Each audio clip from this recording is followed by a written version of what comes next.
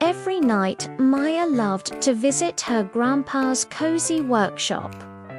One evening, she found him sewing a beautiful patchwork quilt. "Each patch has a story, Maya," he said, pointing to the colorful squares. "And each story holds a little wisdom." He pointed to a bright red patch. "This one reminds us that where there's a will, there's a way." He told her about Leo, a little squirrel whose teddy bear was stuck high in a tree.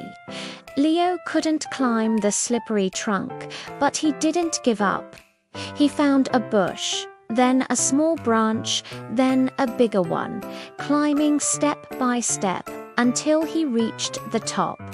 His strong will had found a way. Next, he touched a neat blue patch. "This one says, 'A stitch in time saves 9. He told her about Barnaby Bunny, who ignored a tiny tear in his backpack.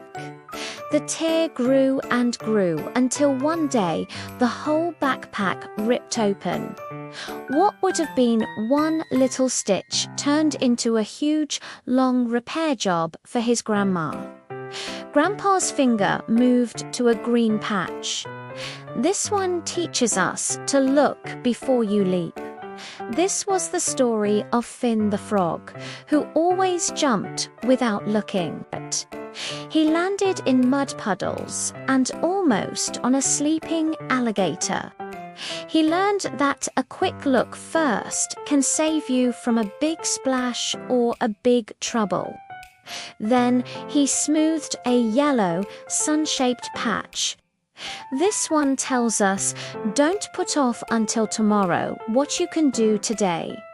This was about Lily the mouse. She kept putting off cleaning her burrow. "I'll do it tomorrow," she said, until one day her home was so messy it took her and her whole family hours to clean it. One small job had become a giant chore.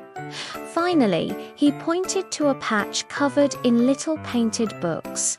"And this one shows that knowledge is power." This was the tale of Sam the squirrel, who was terrified of a groaning gate. He thought it was a monster. But his friend Pippa the pigeon knew the truth. The noise was just from dry hinges. A little drop of flower nectar stopped the squeak.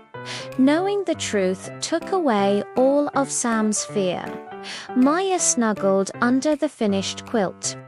It was warm and heavy, not just with fabric, but with all the stories. "I see, Grandpa," she said sleepily.